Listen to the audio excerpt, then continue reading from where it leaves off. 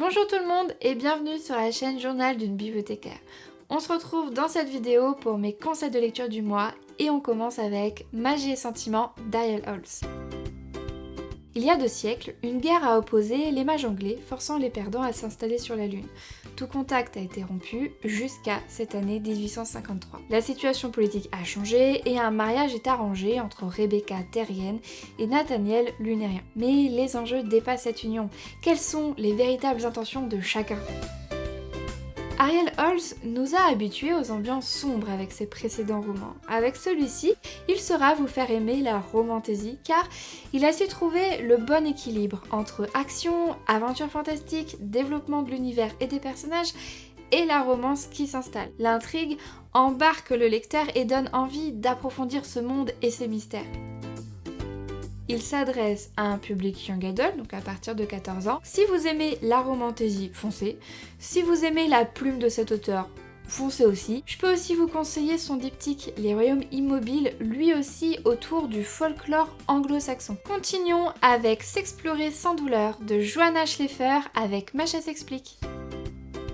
Ce documentaire aborde les douleurs des femmes lors des rapports sexuels parce que ce phénomène touche environ 20% des femmes, ce qui n'est vraiment pas rien. Il nous explique donc que ces douleurs ne sont pas anodines ni normales et qu'on peut ne pas faire avec pour retrouver une sexualité épanouie. Mais d'où viennent ces douleurs et pourquoi ?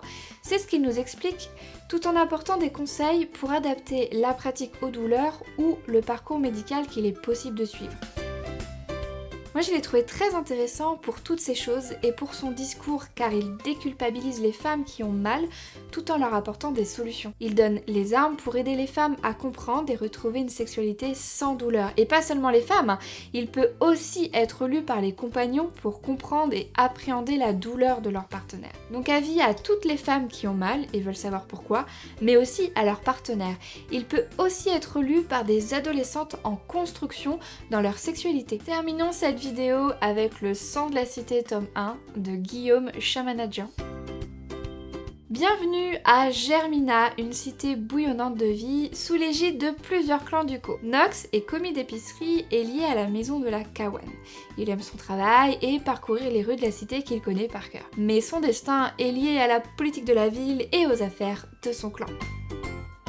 Ce premier tome est lumineux, prenant et tout aussi bouillonnant que la vie à Germina. Knox est un personnage incroyable qui donne beaucoup de charme au roman. J'ai pris beaucoup de plaisir à découvrir cette ville inspirée de Florence et Sienne et à suivre Knox dans ses aventures et son apprentissage de la politique. Maintenant, j'ai hâte de retrouver cet univers et Knox avec le tome 2.